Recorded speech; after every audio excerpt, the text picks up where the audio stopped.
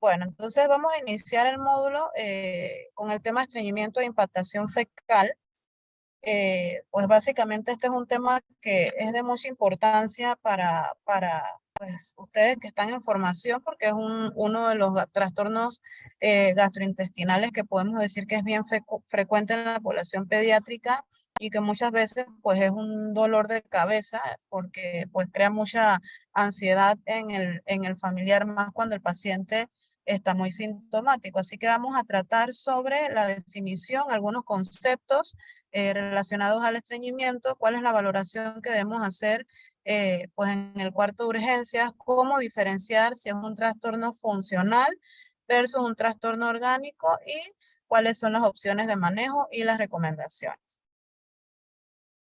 Entonces, como les digo, siempre es importante reconocer cuándo es un trastorno funcional y cuándo es un trastorno orgánico basado en las banderas rojas o en los signos de alarma que presente ese paciente.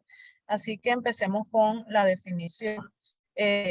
Básicamente enfocados primero en cuál es la normalidad del patrón de evacuación dependiendo de la edad del niño, ¿ya? Porque pues a medida que el niño va creciendo, ese patrón de evacuación va a variar y también va a depender del tipo de alimentación que tenga el niño. Entonces, en general, la medida de deposiciones para hablar en el grupo de edad del recién nacido es de 4 a 6 evacuaciones por día, siempre y cuando, pues depende, si está alimentado con lactancia materna pueden ser hasta 8 veces, y ya si tiene alimentación mixta, esto puede variar tanto en frecuencia como en intermitencia, ya sea todos los días o días intermedios, y el número por día también puede variar. Entonces, una deposición líquida tras cada toma y con un máximo de 8 a 12 evacuaciones en un día o tener una frecuencia deposicional más baja en el caso de los niños que tienen alimentación mixta, cada 3 a 5 días, pero de consistencia blanda.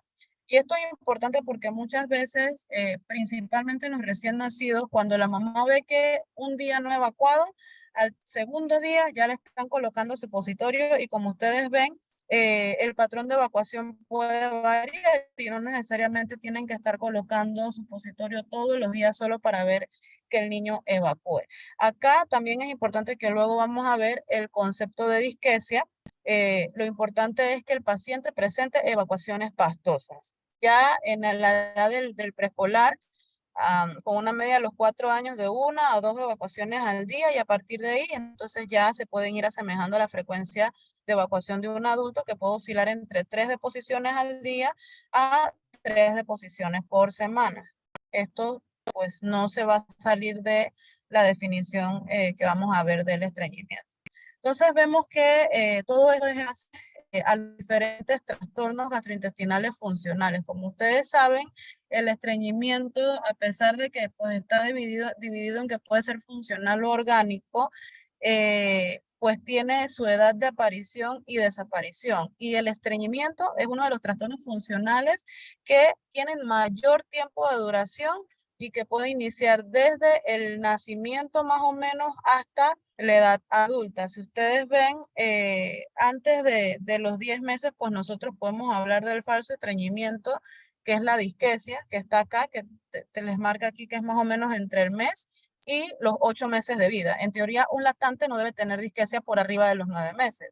Y ya después hablamos del estreñimiento funcional entre los 10 y si ven, se extrapola por arriba de los 18 años. Entonces, esto es uno de los últimos artículos de la evaluación de los criterios de Roma 4, en donde ellos hicieron un cambio de categoría y dividieron a los pacientes porque había mucho subregistro en grupos de 0 a 12 meses y grupos de 13 a 48 meses. Y vieron que el estreñimiento era uno de los trastornos funcionales que tenían mayor prevalencia en el grupo de 13 a 48 meses de edad, ya más con un menor porcentaje de lo que era el síndrome de rumiación, la diarrea funcional, que creo que eso lo hemos visto en otros módulos. Así que en niños más pequeños tiene una mayor prevalencia entonces la disquesia del lactante o el falso estreñimiento, que pues abarca el grupo de niños de 0 a 12 meses.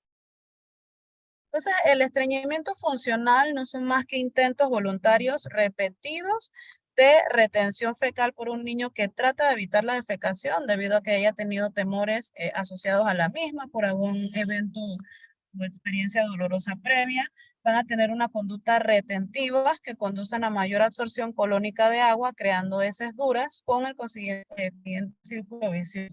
Muchas veces esta conducta retentiva puede hacer también que se desarrolle la encopresis, que no es más que esas heces que vienen suaves, pasan por rebosamiento a través de las heces duras y se ve el manchado de la ropa interior.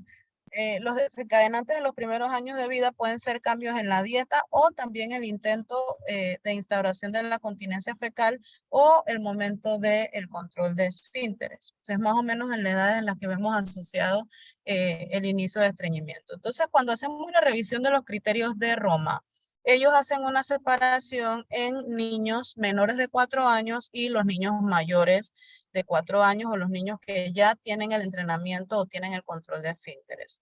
En niños menores de 4 años se habla de que se debe incluir un mes, o sea, estamos hablando de 4 semanas, al menos 2 de los siguientes en bebés en ese grupo de edad. 2 o menos defecaciones o evacuaciones por semana, antecedentes de retención excesiva de heces, historial de deposiciones dolorosas o duras, historia de heces de gran diámetro y presencia de una gran masa fecal en el recto.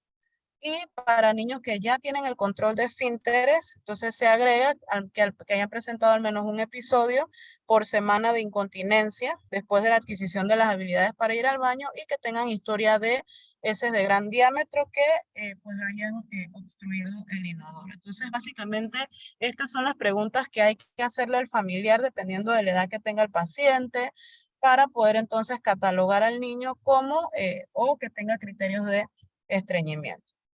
Entonces, otro de los conceptos es el concepto de incontinencia fecal y manejamos pues básicamente dos. La incontinencia fecal asociada al estreñimiento, que es la incontinencia fecal retentiva, y la incontinencia fecal no retentiva. La incontinencia retentiva, por lo general, como les dije, es la que se asocia a estreñimiento y para que ustedes la puedan descartar, lo que se recomienda si el paciente viene con esa historia es realizar un tacto rectal. El tacto rectal no se recomienda para la evaluación primaria de un paciente con estreñimiento, al menos que el niño venga con una historia que dice la mamá que está ensuciando la ropa interior. La incontinencia fecal crónica es la que dura más de 8 semanas de duración, pues esto va a ser básicamente en la historia clínica que vamos a sacar el concepto, y la incontinencia fecal no retentiva, que es aquella que va a ocurrir en niños de mayor edad, por arriba de los 4 años, sin evidencia de estreñimiento, según los datos de la historia clínica y la exploración. Entonces, ahí es donde hay que descartar si, por ejemplo, hay sospecha de abuso o el paciente tiene, qué sé yo, un trastorno neurológico, un trastorno del espectro autista, en donde se ha asociado este tipo de incontinencia y no necesariamente una incontinencia asociado a estreñimiento. Entonces, para hablar, y esto es breve, pues también es bien común, les dije en niños menores de 9 meses, que es el concepto de disquesia funcional. También se habla de criterios, que son niños menores de 9 meses que presenten al menos 10 minutos de esfuerzo y llanto antes de la defecación, ya sea exitosa o no, y son heces blandas y no se va a encontrar ningún otro problema de salud en este niño. ¿Y qué es la disquesia? Pues no es más que la falta de coordinación que tienen estos pacientes por su inmadurez entre el incremento de la presión abdominal y la relajación del piso pélvico. Entonces, generalmente la mamá va a dar esas características y es el llamado pujo que les dicen, es que el bebé tiene pujo. Entonces, en la mayoría de estos pacientes los síntomas pueden empezar del nacimiento y van a tener una resolución entre los 6 meses y los 9 meses. Ya si un familiar le habla de que el niño todavía presenta esta sintomatología por arriba de los 9 meses, entonces hay que buscar otras causas. Los cuidadores van a precisar una reafirmación de que el lactante no presenta ninguna enfermedad y que no requiere ninguna intervención. ¿Por qué? Porque por lo general esto es inquietante para ellos y pues toman estas medidas de colocar supositorio o hacer estimulación rectal, y esto no está recomendado para el manejo de este tipo de trastornos funcionales. Entonces tenemos un niño de 3 años que fue llevado al cuarto de urgencias porque no realizaba evacuaciones desde hace 5 días, refería a la mamá que estaba con dolor abdominal al momento de evacuar, negaban vómitos, no habían visualizado ningún sangrados ni fisuras externas, el niño estaba sin fiebre. Cuando se le hizo el abordaje de la historia clínica, sí se reportó que había presentado la expulsión de meconio en sus primeras 24 horas. Sí, en la historia de la nutricional sí se hablaba de escasa ingesta de frutas y verduras, retirada del pañal a los 2 años y medio, o sea que ya tenía control de esfínteres, y referían que no había ninguna introducción reciente de alimentos y que no tomaba ningún medicamento. Entonces, siempre nos va a llegar el paciente, pues ya sea a la consulta o al cuarto de urgencias, dependiendo de cómo esté, y nosotros nos vamos a hacer la pregunta, ¿qué hago? Entonces, siempre debemos hacer la evaluación inicial enfocados en el triángulo de evaluación pediátrica, ver el aspecto de ese niño, la respiración, la circulación, ver si, pues, si tiene datos de organicidad o de fallo orgánico, pues en ese caso se coloca la monitorización. Esto generalmente no pasa pues ya luego entonces se hace la evaluación primaria enfocados en el ABCDE y pues por general ella no se encuentra afectada y siempre hay que hacer la escala de valoración si el paciente pues está consultando al cuarto de urgencia. Entonces ya en la evaluación secundaria pues la valoración del sample que debemos valorar los síntomas y signos asociados a la patología que estamos viendo. En este caso es estreñimiento. Entonces siempre hay que preguntar a la mamá cuáles son las características de las heces enfocados en frecuencia, volumen, consistencia y mostrándoles las cartillas que utilizamos para la valoración de la consistencia de las heces, que es la escala de Bristol. Entonces, por lo general, siempre las heces asociadas a estreñimiento van a ser la tipo 1, que son las heces pues en bolitas, y la tipo 2 que son heces juntas. Ya la tipo 3 y la tipo 4 son heces normales y las evacuaciones líquidas entonces son las tipo 5, 6 y 7. Entonces, pues preguntar el inicio de los síntomas, si hay algún síntoma asociado, ya sea dolor abdominal, distensión, vómitos, pérdida de peso, fiebre y anorexia, y en compresión, porque esto nos va a ayudar a abrir un poquito más el abanico diagnóstico de lo que son los diagnósticos diferenciales, o si existe, pues de base algún trastorno miccional. Hacer las preguntas en relación a las alergias, si hay antecedentes de que tome algún medicamento, ya sea laxante o algún otro fármaco que produzca estreñimiento, antecedentes pasados en relación a, por ejemplo, al retraso de eliminación de meconio, si hay alguna otra patología extradigestiva o si hay datos de falla de Medro, la última ingesta y si hay eventos asociados a el estreñimiento, ya sea la retirada del pañal, cambios en la alimentación, si el niño empezó a ir a la escuela y la dinámica familiar también. Entonces ya en la exploración física, pues debemos hacer una exploración física detallada, enfocada en la valoración abdominal, ver si hay alguna masa, si hay presencia de fecalomas palpables, porque muchas veces estos pacientes vienen impactados y pues lo podemos ver o sentir a través del examen físico y podemos encontrar estos fecalomas. La exploración anal, como les dije, no siempre se hace tacto rectal, pero sí debemos valorar el área del ano, valorar si hay fisuras o si hay alguna fístula a nivel perianal, absceso, si hay alguna cicatriz. El tacto rectal, pues ya lo mencioné, podemos obviarlo en la primera evaluación, hacer el examen lumbosacro y ver pues que no tenga el paciente ninguna alteración a nivel lumbar y la exploración en neurológica. Entonces, el tacto rectal, solo si el estreñimiento si es un estreñimiento funcional claro, como les dije, sin impactación, entonces no es necesario que lo realicen. Entonces, siempre valorar esos síntomas sugestivos de estreñimiento funcional, que el niño haya tenido inicio del estreñimiento tras un periodo libre del mismo, que tenga un factor precipitante, ya los mencionamos, cambios en la alimentación, alguna situación emocional, aprendizaje inadecuado del control de esfínteres, que el niño adquiera posturas retentivas. Son estos niños, tú le preguntas a la mamá, cruza las piernas, se esconde debajo de la mesa, se esconde detrás de la puerta, tienen temor al momento de evacuar, tienen incontinencia fecal retentiva y no tienen ningún otro signo de alarma. Entonces, ¿cuándo nosotros o qué signos de alarma nosotros debemos de verificar y por los cuales nosotros tenemos que referir cualquier niño que tenga sospecha de causa orgánica y alguno de estos signos de alarma que son que el niño desde el nacimiento tenga estreñimiento desde muy temprano, en menores de un mes de vida, que no haya tenido el paso de meconio en las primeras 48 horas de vida. Por eso ustedes ven que en el periodo neonatal siempre se verifica la diuresis y la evacuación en los niños pues recién nacidos, pues si no han evacuado no se les puede dar de alta. Si hay antecedentes familiares de enfermedad de Hirschsprung, si hay retraso en el desarrollo, alteraciones a nivel de la valoración de las tiroides, distensión abdominal, presencia de mechones de pelo en la columna vertebral y hoyuelo sacro. En el caso también que sea un estreñimiento funcional con mala respuesta al tratamiento o que el niño tenga recaídas frecuentes, existencia de gran preocupación familiar o sospecha de que ese paciente necesite algún tratamiento quirúrgico. Entonces, siempre nosotros debemos considerar los diagnósticos diferenciales, porque, por ejemplo, esta paciente que ven con la figurita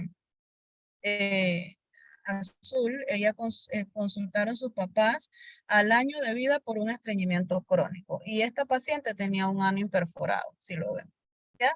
Y la paciente de acá probablemente la conocieron, que es una paciente que llegó también con estreñimiento crónico, pues se sospechó abuso y al final pues era una paciente que sí tenía estreñimiento, pero la causa era una enfermedad inflamatoria intestinal de inicio temprano. Ambas pacientes tenían un año de edad, ¿ya? Entonces podemos irnos a los extremos y pues sí, nos podemos encontrar un estreñimiento funcional, pero no debemos dejar de sospechar las otras causas orgánicas. Entonces, de igual forma, puede llegar un paciente con una masa importante, con antecedentes de estreñimiento crónico. Este paciente pues llegó con una sospecha de un estreñimiento crónico. Se hizo todo el abordaje, ya que cuando se le hace el colon por enema, pues tenía una imagen altamente sugestiva de una enfermedad de Hirschsprung, pero bueno, a veces en los pacientes que tienen mucho tiempo con estreñimiento se produce una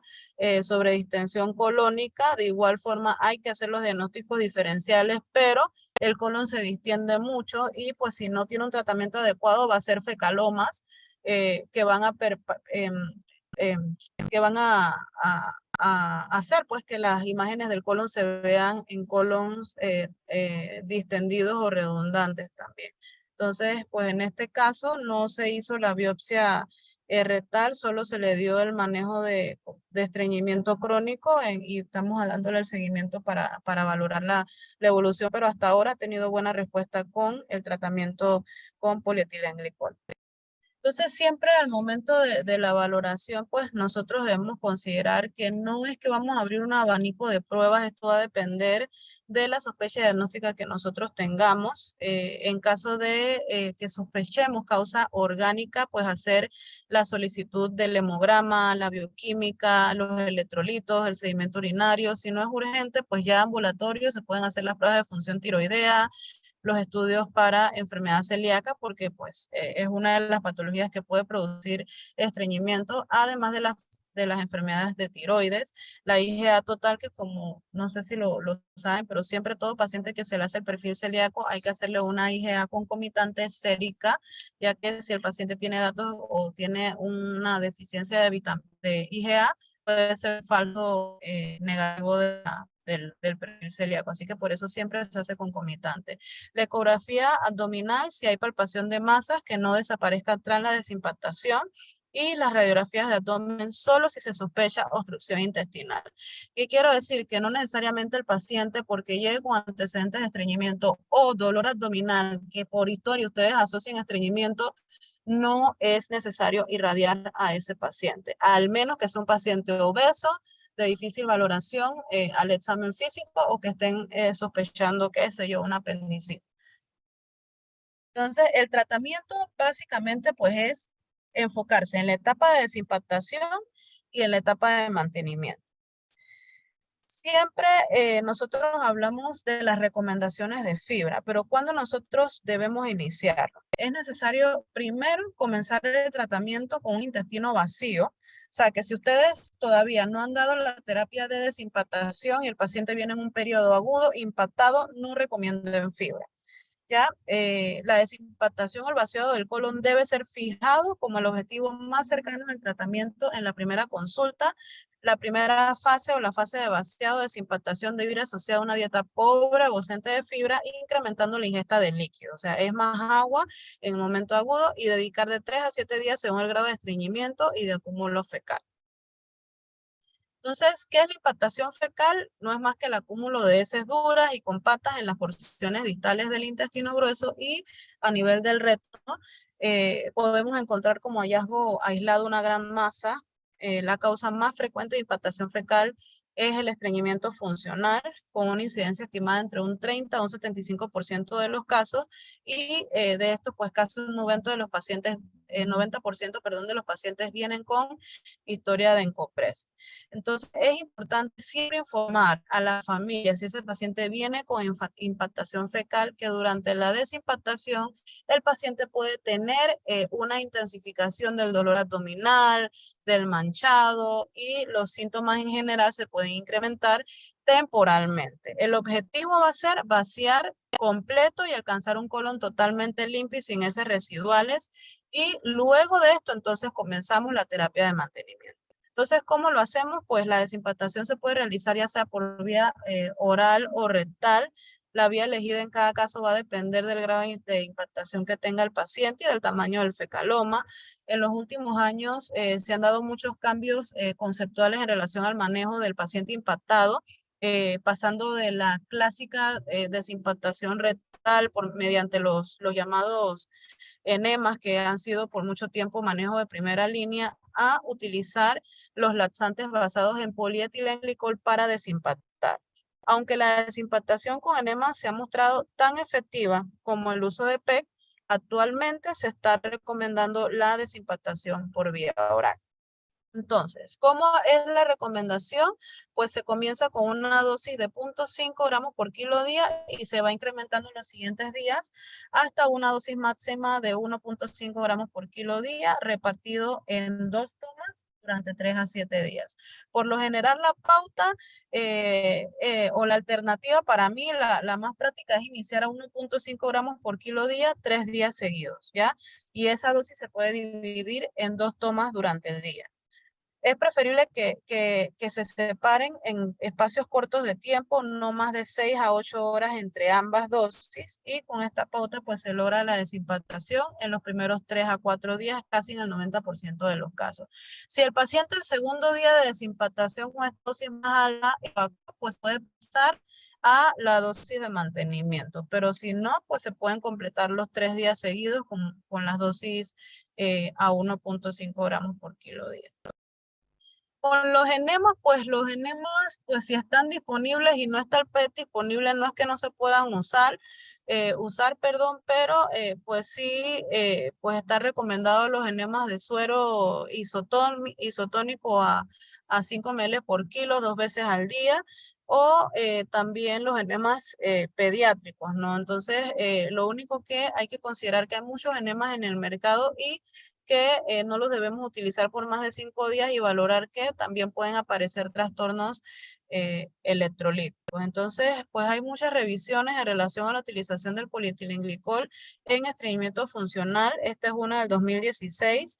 Ellos concluyeron, y fuera una revisión sistemática, ellos concluyeron que el PET con o sin electrolitos es más eficaz que el placebo para el tratamiento del estreñimiento funcional, ya sea en adultos o en pacientes pediátricos con gran seguridad y tolerabilidad. Estos preparados constituyen los más eficaces laxantes osmóticos, más que la lactulosa, y son el tratamiento de primera línea para el estreñimiento funcional a corto y a largo plazo. Cuando ustedes revisan las guías de estreñimiento, realmente las guías de estreñimiento dicen que no hay diferencia entre la utilización de la lactulosa y el PEC. Pero como ven, miren lo que colocan en la conclusión de este estudio, y reportan pues que también son tan eficaces como los enemas en la impactación fecal, evitando la necesidad del ingreso hospitalario y son bien tolerados por los pacientes. Entonces, este es otro artículo que creo que ya se los mencioné en relación a las radiografías, que era la utilización en el cuarto de urgencias de estos de imagen. Entonces, ellos concluían que el uso de radiografías entra en conflicto con las recomendaciones de la Sociedad Norteamericana de Gastroenterología y Nutrición Pediátrica, que defiende firmemente que el diagnóstico es clínico y basados en el examen o en la sintomatología del paciente. Una revisión sistemática ha indicado que las radiografías para evaluar la carga fecal tienen una alta variabilidad inter e intraobservador y poca precisión diagnóstica. De ahí es que no debe estar en nuestra lista de pruebas para hacer el abordaje del paciente con estreñimiento. Entonces siempre pues el paciente con estreñimiento valorar si viene con impactación fecal o no. Si no está impactado, pues se le puede iniciar la terapia de mantenimiento, las recomendaciones de dieta y valorar el tratamiento farmacológico. La dosis de mantenimiento del PEC es de 0,2 a 0,8 gramos por kilo día.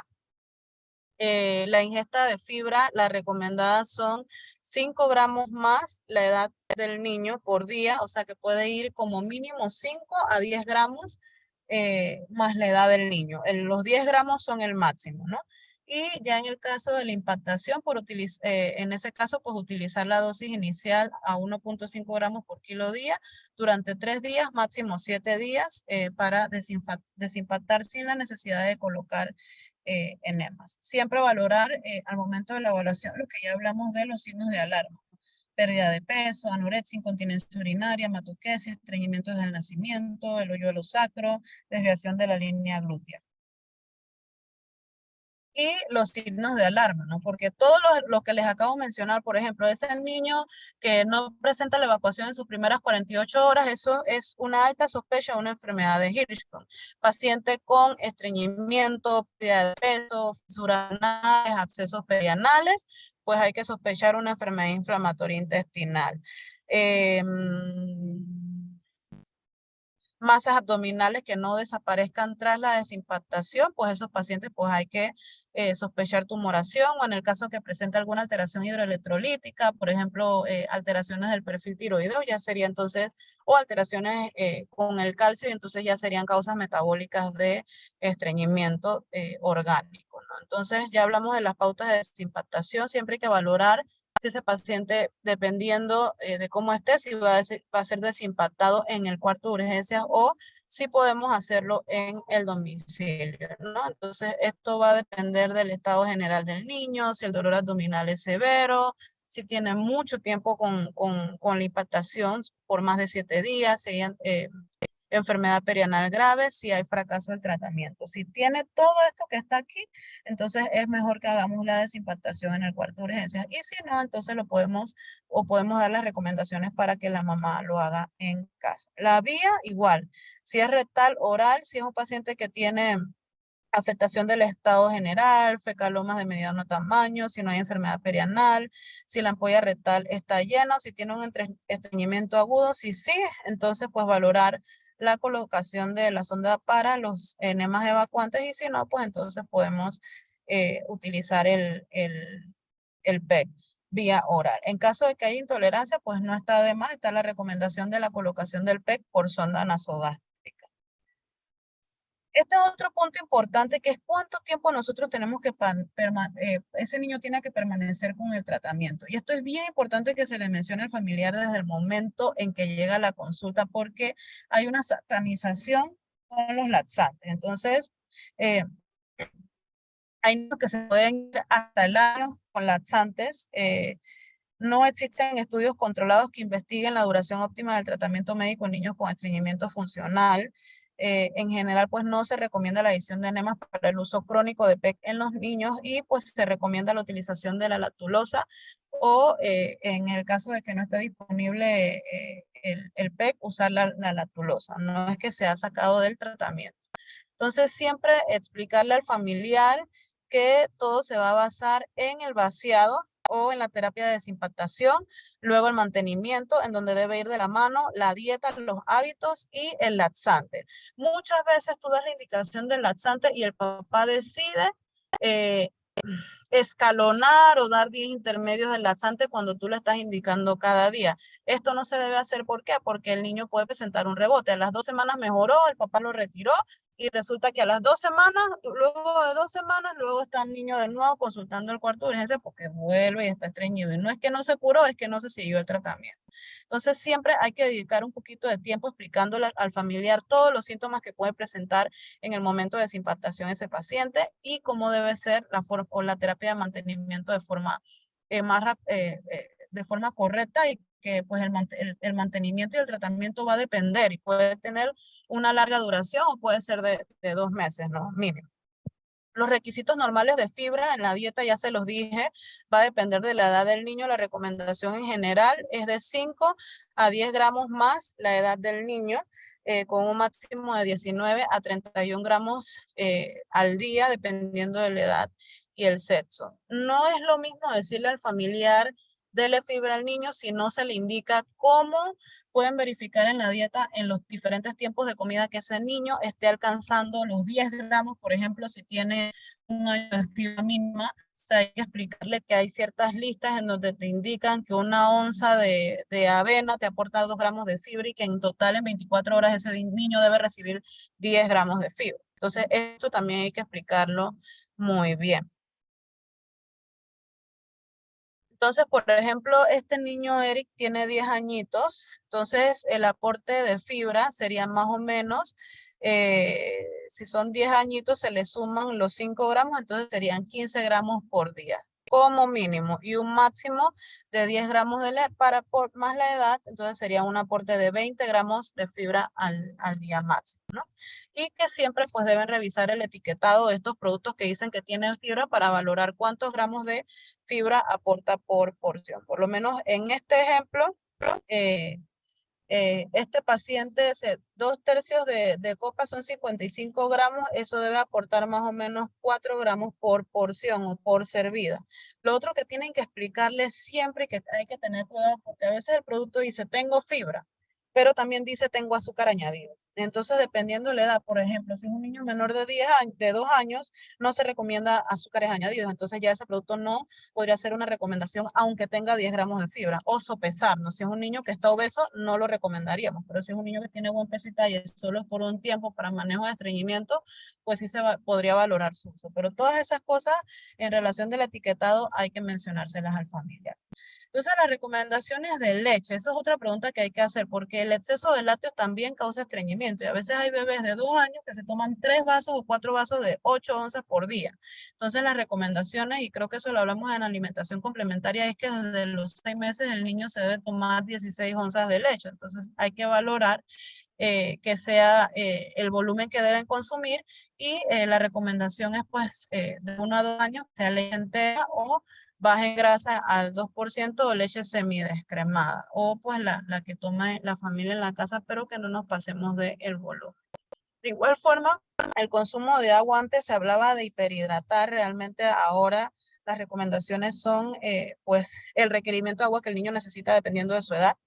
No es que hay que superhidratar, sino que el niño se mantenga con los líquidos de requerimientos por día.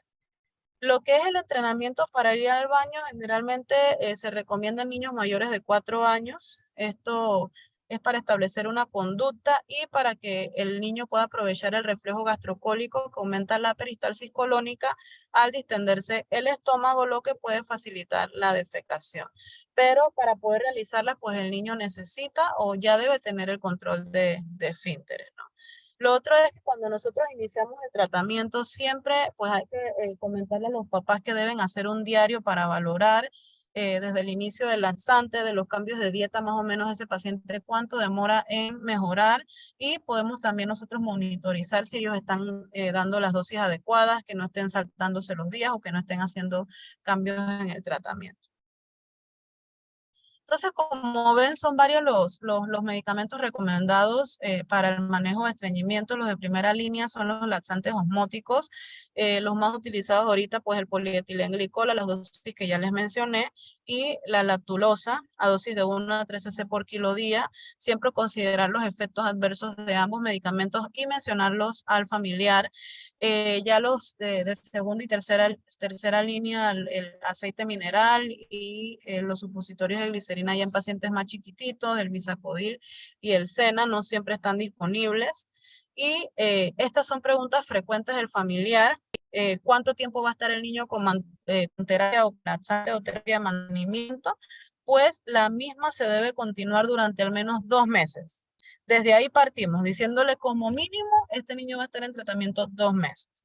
Y que todos los síntomas de estreñimiento deben resolverse por lo menos 1 mes antes de la interrupción del tratamiento. O sea, no es que inició 2 semanas y el niño mejoró y lo suspendí. El niño tiene que haber mejorado en gran parte de la sintomatología y luego no se retira de inmediato, sino que hay que hacer un escalonamiento o hacer una intermitencia en los días en los que el niño recibe el laxante. Ya hablamos de los tratamientos de segunda línea. Para la desimpactación, recalco, pues se pueden utilizar el polietilenglicol a dosis de desimpactación. Son igual de eficaces que la utilización de enemas y lo que ya les mencioné de que no se ha demostrado evidencia que apoye la adición de enemas para el uso crónico de polietilenglicol en niños con estreñimiento.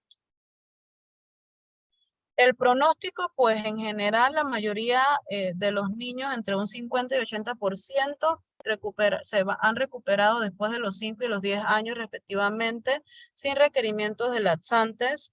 Si nosotros hacemos un diagnóstico tardío, iniciamos un tratamiento tardío, por más de 3 meses se correlaciona con una mayor duración de los síntomas y en general de la población que es referida al gastroenterólogo, el 50% se va a recuperar y estará sin consumo de laxantes después de 6 a 12 meses de tratamiento.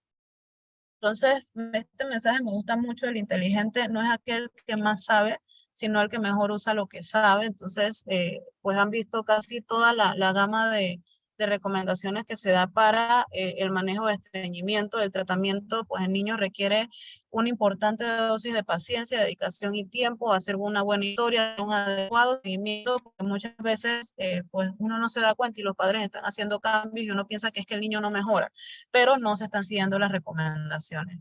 Las primeras consultas son sumamente importantes para aclaración y desmitificación del problema.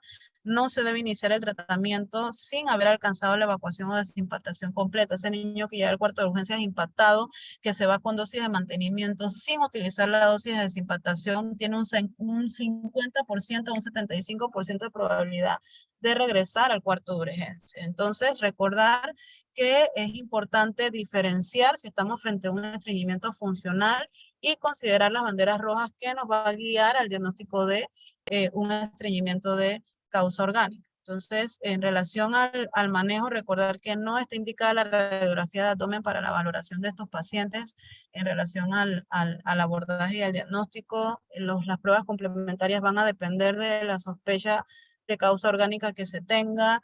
Esos pacientes siempre se tienen que ir con recomendaciones de una dieta equilibrada y las terapias de reforzamiento, y siempre recuerden basarse en los criterios y en la clínica del paciente.